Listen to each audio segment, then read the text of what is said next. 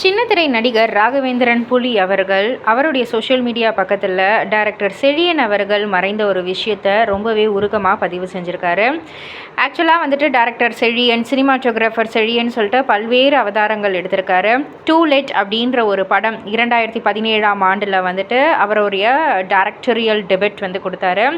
And அந்த ஒரு படம் வந்து நேஷ்னல் ஃபிலிம் அவார்டு வந்து வாங்குச்சு, பெஸ்ட் தமிழ் ஃபியூச்சர் ஃபிலிம் அப்படின்ற ஒரு கேட்டகரியில். அண்ட் அது மட்டும் இல்லை, ஒரு பயோகிராஃபிக்கல் டாக்குமெண்ட் ஃபிக்ஷன் வந்து பண்ணலான்ட்டு வந்து ஒரு இது பண்ணியிருந்தார் நம்ம former Indian president APJ Abdul கலாமோடையது. அண்ட் அது மட்டும் இல்லாமல் ஒரு ஃபிலிம் ஸ்கூல் வச்சு 34 பசங்களை வந்து ட்ரெயின் பண்ணியிருக்காரு. ஸோ இந்த மாதிரி பல்வேறு விஷயங்கள் பண்ணியிருக்காரு. இவருடைய மரணம் வந்துட்டு ரொம்பவே ராகவேந்திரன் புலி அவர்களை வந்து ரொம்ப ரொம்ப பாதிச்சிருக்கு, பல பேரை பாதிச்சிருக்கு. அதில் ஒரு பர்சனாக ராகவேந்திரன் புலி அவர்களும் இதை வந்து என்னால் ஏற்றுக்கவே முடியல, என்னுடைய குரு, என்னுடைய டைரக்டர் இந்த மாதிரி பாஸ் ஆனது என்னால் ஏற்றுக்க முடியலன்ற மாதிரி ஒரு சோகமான பதிவை தான் வந்து அவங்களுடைய சோஷியல் மீடியா பக்கத்தில் பதிவு பண்ணியிருக்காரு.